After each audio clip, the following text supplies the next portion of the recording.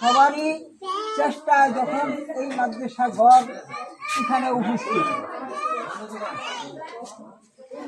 আল্লাহর ইচ্ছা না থাকতো এই মাদ্রাসা করার চেষ্টা আমরা শত শস্ত্র করলেও এখানে ঘর উঠতো না, উঠতো না। আল্লাহর ইচ্ছা আছে বিদায়ী এখানে এই মাদ্রাসা ঘর করছে।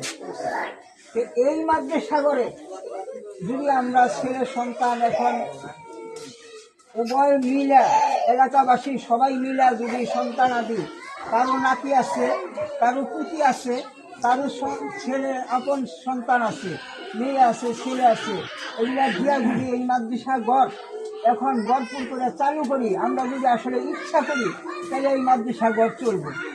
আর যদি ইচ্ছা না করি তাহলে মাদ্রাসা ঘর চালানি একা একজনের পক্ষে সম্ভব না। যত চেষ্টাই করি আমরা কোটি কোটি টাকা এই মাদ্রাসা করে দিব, মাদ্রাসা চালানি সম্ভব না, সম্ভব না আসলে। তাই যদি সম্ভব না হয়, সবাই একটু চেষ্টা করে আমরা মাদ্রাসার দিকে একটু লক্ষ্য করে সন্তান আদি দিয়ে আমরা করি। সন্তান আদি কি জন্য দিব? আমরা একটু আমরা নিজের ইচ্ছাভাবে চেষ্টা করতে থাকবো। কেন থাকবো? যে যদি দেখুন আসলে আজকে এই কয়াদি ভাড়া যদি আজকে এখন একজন মানুষ মৃত্যুবরণ করে, যে খাটিয়া দেখা ভয় ভাই আমরা এই খাটিয়ায় আমরা এমন কেউ আসি, এমন কোন বাহাদুর আসি যে সুমনা এই খাটিয়ায় শুন লাগবো সবারই।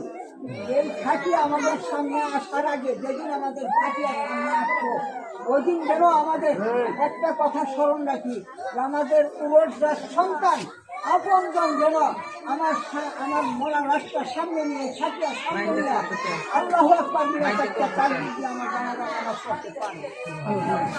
এই আশা আমাদের আছে, আছে।